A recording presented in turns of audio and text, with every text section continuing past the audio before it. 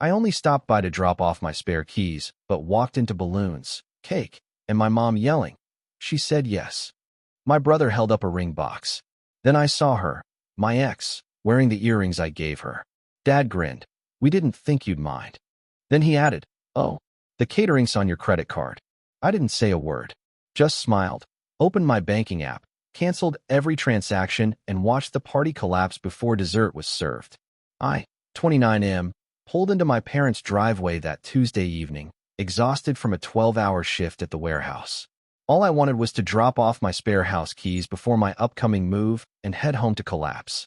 The porch light was on, which was unusual since Dad always turned it off by 7 to save on electricity. The moment I stepped through the front door, everything felt wrong.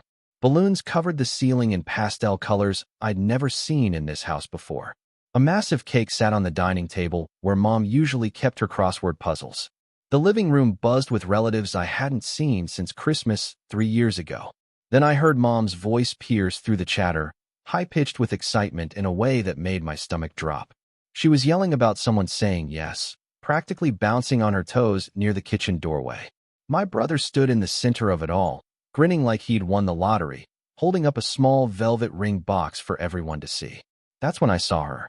My ex-girlfriend was sitting on our old couch, the same spot where she used to curl up during movie nights when we dated for 3 years.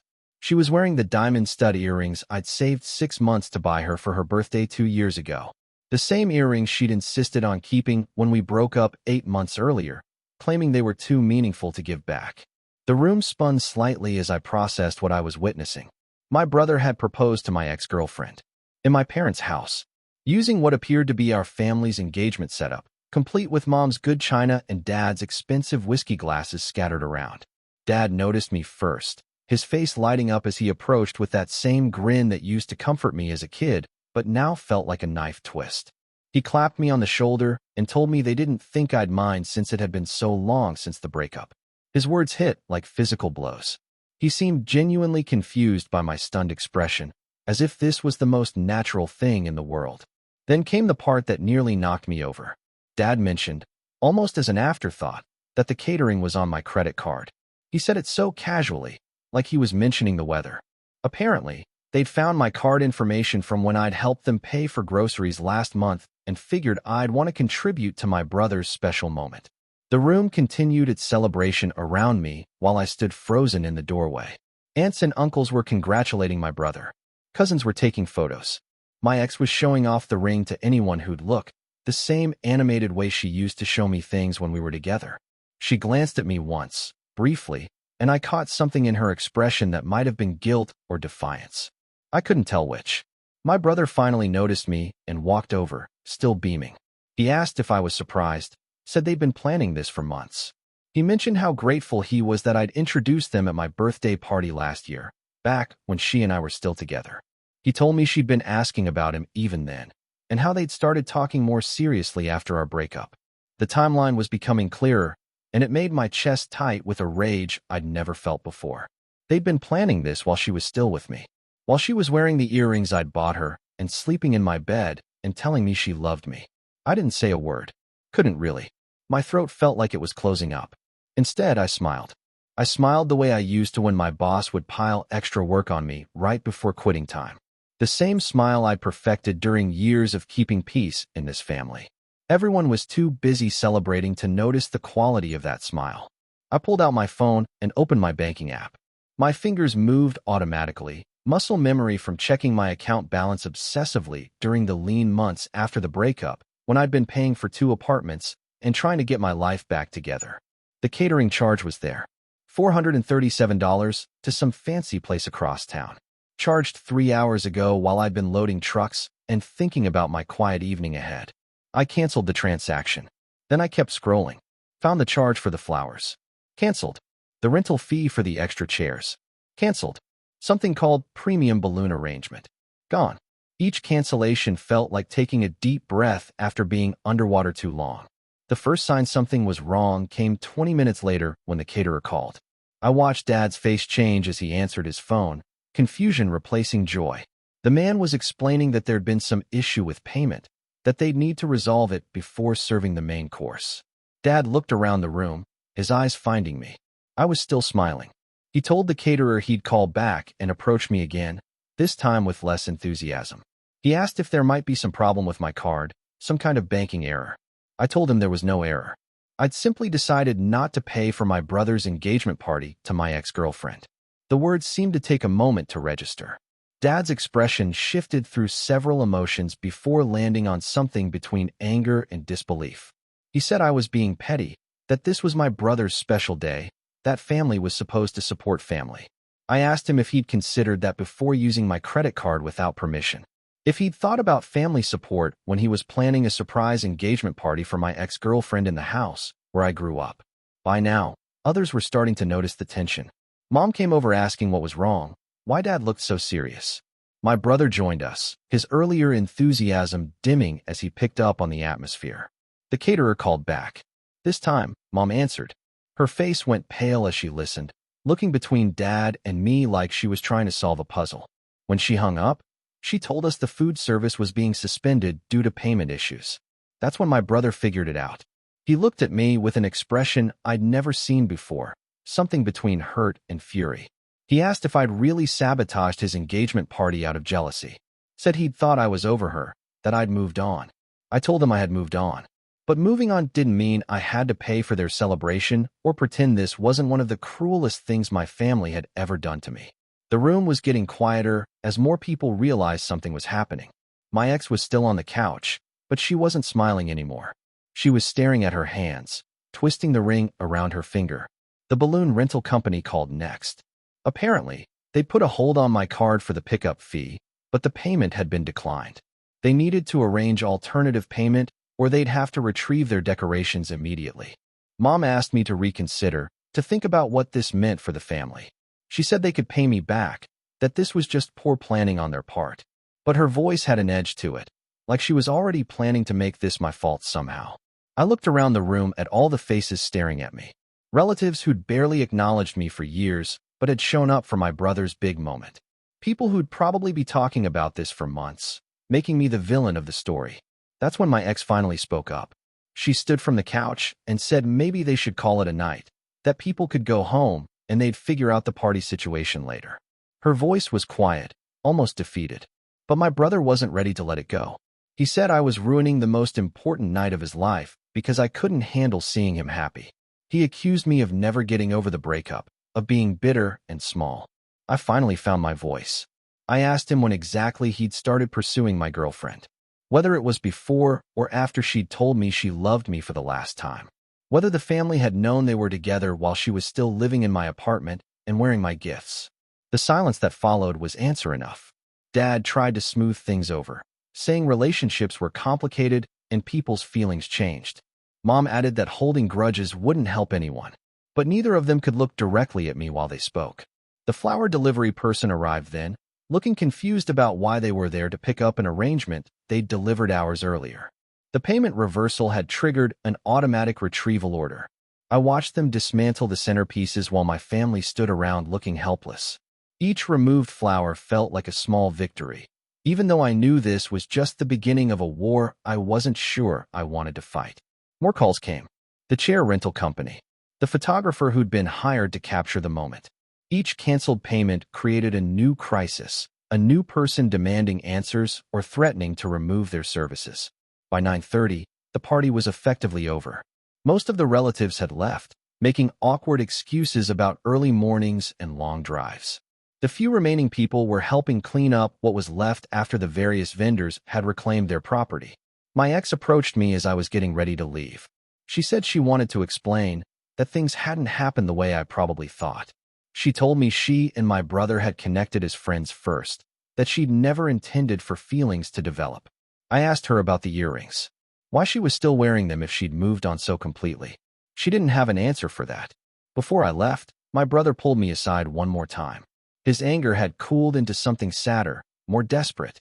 He asked if I could ever forgive him, if there was any way we could work through this as a family. I told him I didn't know. That trust, once broken, was harder to rebuild than he might think. That using my credit card was just the final insult in a long series of betrayals. Dad tried to have the last word as I reached the door, saying I'd regret making such a big deal out of what amounted to a misunderstanding about money. That family meant more than pride or hurt feelings. I turned back and told him he was right about family meaning more than pride. That's exactly why this hurts so much. Update 1. 3 days later, Mom called asking me to come over for dinner so we could talk things through properly.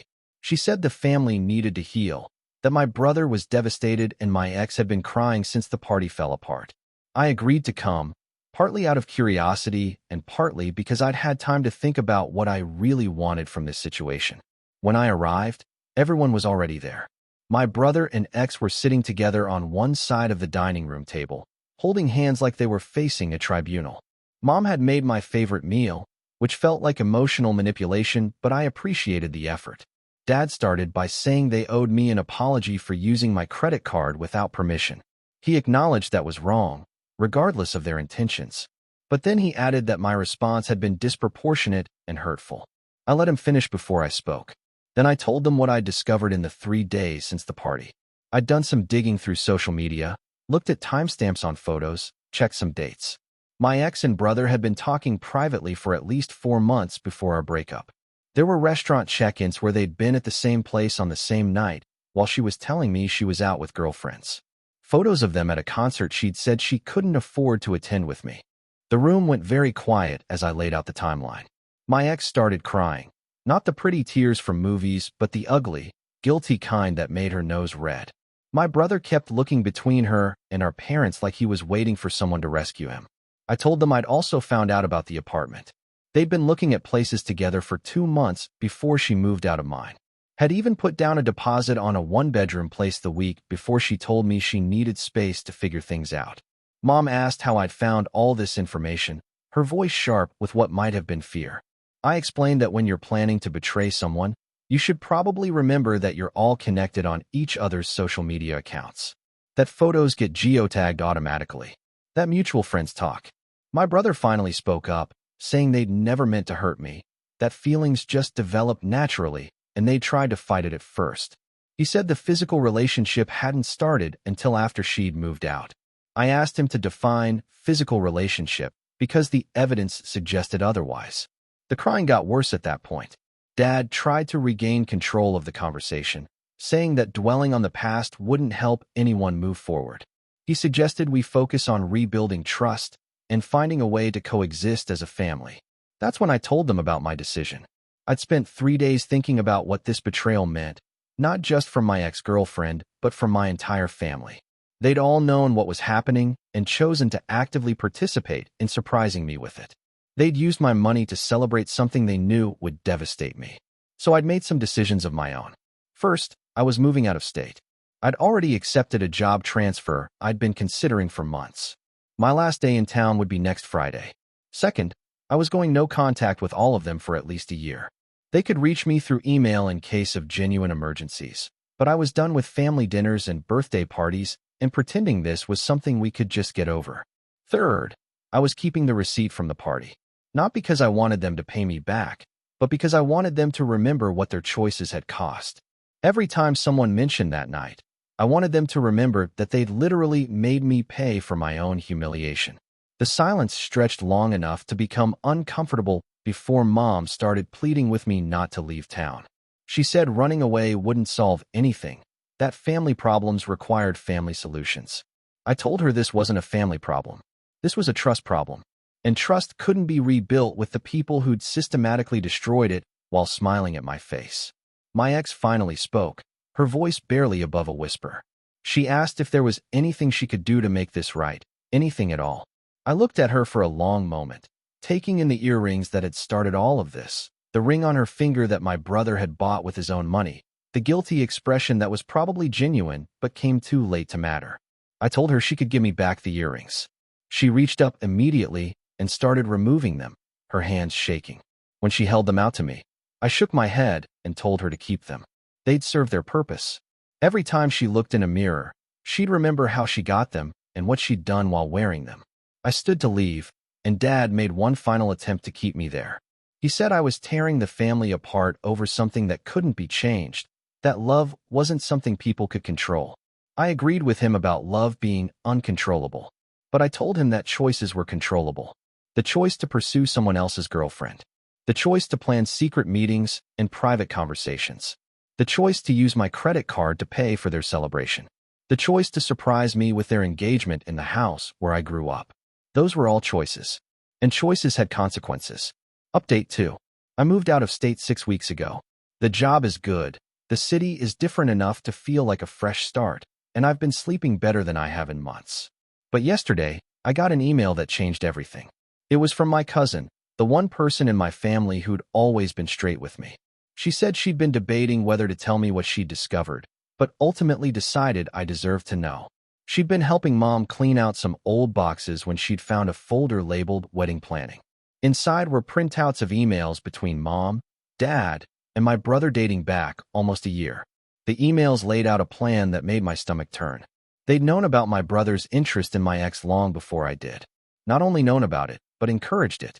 Mom had suggested ways my brother could spend more time around her. Dad had offered to invite both of them to family events when I couldn't make it. But the worst part was the discussion about money. They'd planned to use my credit card from the beginning. Dad had suggested it as a way to make me feel included in the celebration, even if I wasn't directly involved in the planning. Mom had agreed it would be symbolic of me giving my blessing to their relationship. They'd never intended to surprise me with the engagement. They'd intended to ambush me with it. The whole setup was designed to force me into a position where I'd have to smile and congratulate them or look like the bitter ex who couldn't move on. Reading those emails felt like being punched in the chest repeatedly. These weren't crimes of passion or moments of poor judgment. This was a calculated campaign to manipulate me into accepting something they knew would devastate me. My cousin had photographed all the emails before Mom realized what was in the folder. She'd attached them to her message with a note saying she was sorry I'd had to learn the truth this way, but she couldn't live with keeping it secret. I spent most of yesterday processing what this meant.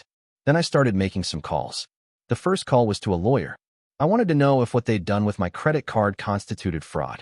Turns out, using someone's card without permission, even family, can absolutely be prosecuted depending on the circumstances and amount involved. The second call was to my bank. I explained the situation and asked about additional protections for my accounts. They were helpful and thorough, especially when I mentioned the family access issue. The third call was to my brother. I didn't identify myself when he answered. I just read him portions of the emails my cousin had sent, particularly the ones where he and our parents discussed the best ways to manipulate my reactions and ensure I'd pay for their party. The silence on the other end was deafening.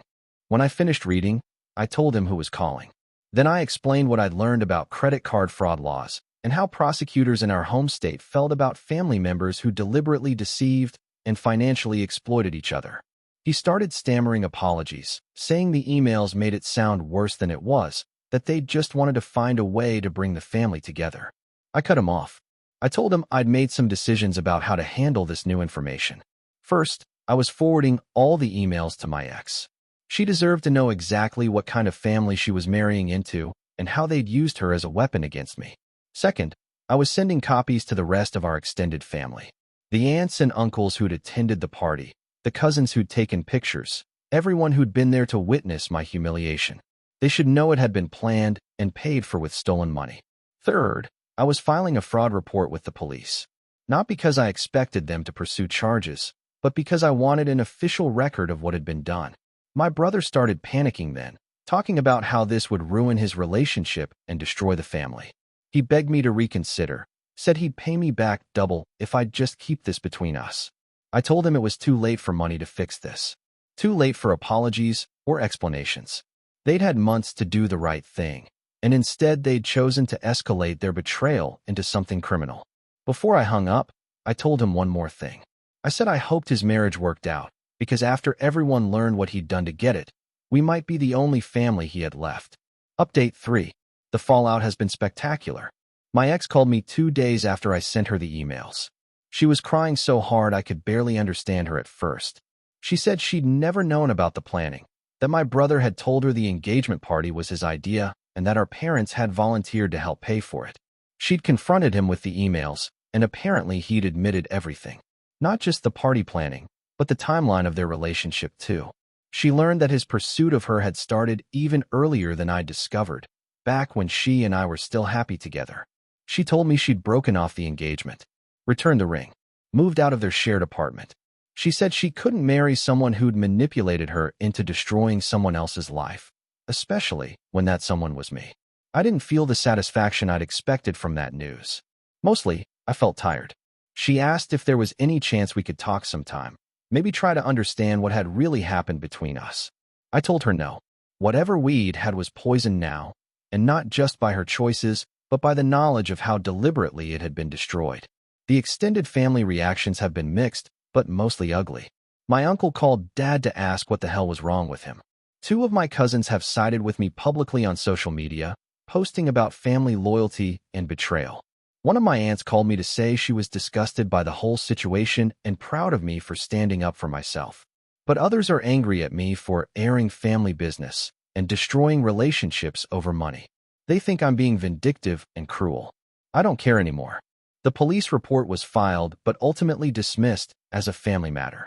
The detective I spoke with said he understood my frustration, but that prosecutors rarely pursued credit card fraud between relatives unless the amounts were substantial or there was a pattern of abuse.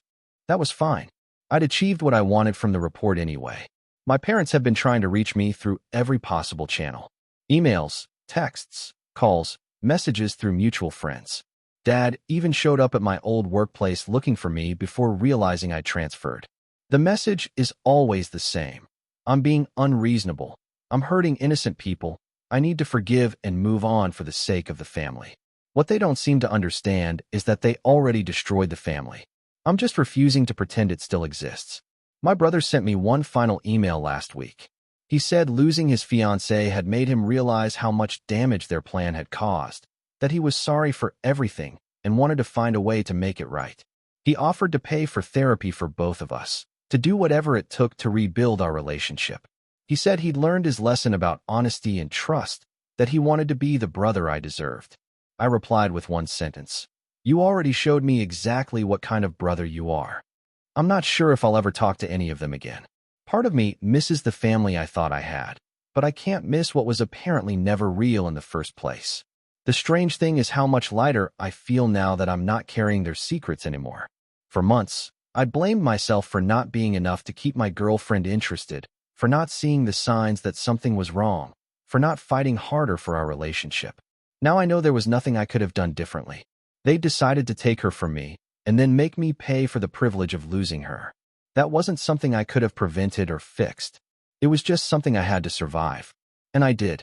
The job is going well, I've made some new friends, and I'm starting to date again. Nothing serious yet, but it's nice to remember what it feels like to trust someone enough to be vulnerable with them.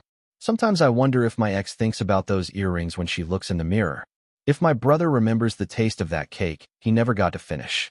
If my parents understand, yet that some betrayals can't be forgiven just because you share DNA. But mostly, I don't think about them at all anymore. And that feels like the biggest victory of all.